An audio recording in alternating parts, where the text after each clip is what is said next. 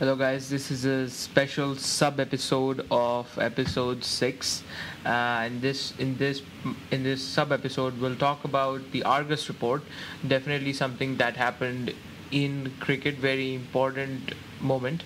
Um, your take on the Argus report? Well, just to give our listeners a little bit of background, the Argus report is it's a sort of a research done by a businessman in Australia Don called Argus. Don Argus, Yes. to see how the general state of cricket could be improved. Well, in, it's after the battering they actually received in the Ashes. Ashes, 3-1, yes. So how the general state of cricket could be improved and get the team back to the number one position, what changes could be made at the administrative level, at the player level, and that's what the report is all about. And I think for me, it's a landmark. I would say it only depends on how successful it will go on to be based on the implementation of the report. But the report itself, the suggestions, I think I found a few suggestions really helpful, which could be applied anywhere in the world. And I think India definitely needs to take a look on these. My simple take on reports in cricket is that they do not work. Reports in cricket have never worked, and they will not work, because you need to have people at the right places at the right jobs. The name of the job does not matter. If the people are not right, you will not win a test match. That's what I mentioned. If they're implemented, Yes. well and good. But I think one of the points that I'd like to highlight from that report is the grooming of the Australia A team as a second 11. And I think that is really important, because if any of your 11 players in the top 11 players are injured, say out of form, whatever the case may be, you need a person at sort of an equal level with them to go and take their place. You cannot expect a people based on a few IPL performances, not years and years of playing IPL, but a few IPL performances. If you score, you should not be promoted or put on such a high pedestal because you just played one or two blinders.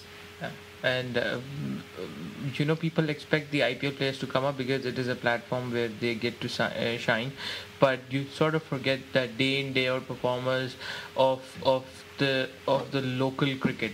And people who travel through trains to go through one city to the other every day, and the struggles of The common man. the common man. And the IPL, Saurabh Tiwari, for example, making so much in the first year and then astronomically increasing his value the second year. So definitely good to see.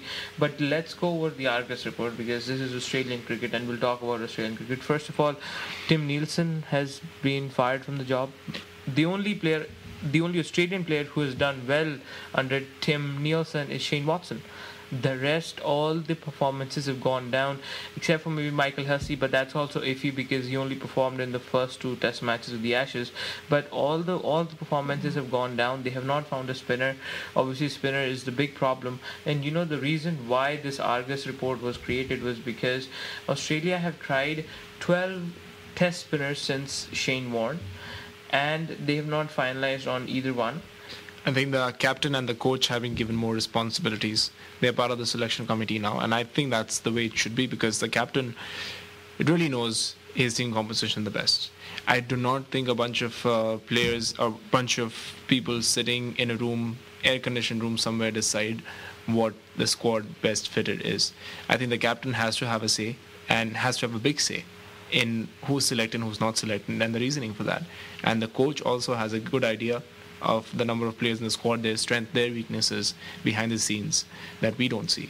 It's quite ironic that this step was taken place, because this was originally Australia used to have that, but it was against Steve Waugh that this went out, because he had to remove Shane Warne from his team for one test. I mean, he had to actually drop him because he was not performing, and then they brought Stuart McGill, and Michael Slater was going through actually bipolar disorder, so he had to drop him because of that. And it's now Steve Waugh who has actually backed this rule to the hilt, and now we see this in the Argus report. So definitely very interesting to see.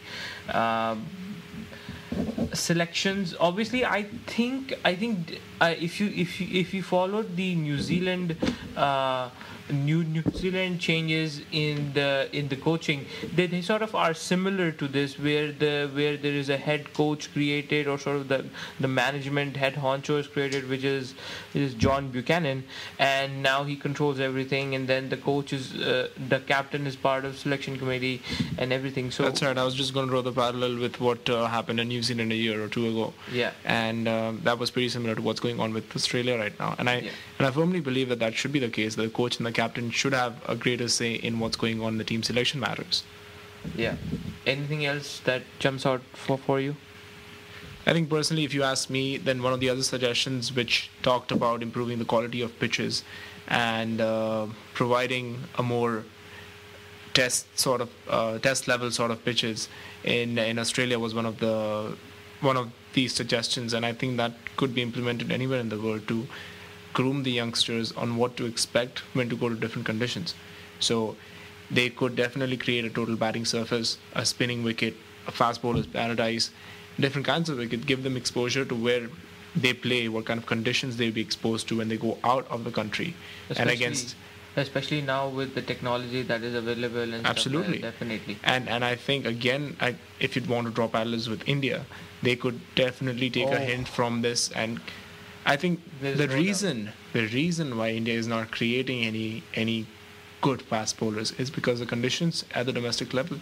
If you are going to have pitches that allow batsmen to score tons and tons of runs but does not offer any sort of assistance to the bowler, then I don't think any kid is, while growing up, going to say that I want to become the next Zaheer Khan or the next Jawahir Srinath.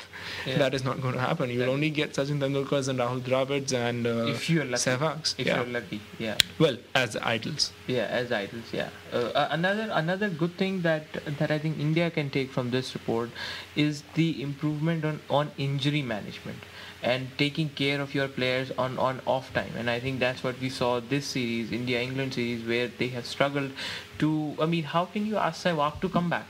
The man couldn't even justify his actually airfare in the 2 test series. Good point there. So it's like it was a king pair, and then 30 odd in the second innings. Definitely not worth that travel. And they could have played Abhinav Mukund, who scored 100. So injury management definitely. And Zaheer Khan got injured first day when IPL, so frustrating. So frustrating. I think it's unfair to blame everything on the IPL. It's a festival of cricket. Just take it that way. It's good entertainment. But if you're injured, you should stop playing the IPL. At that point of time, the BCCI and the player both have to be in sync.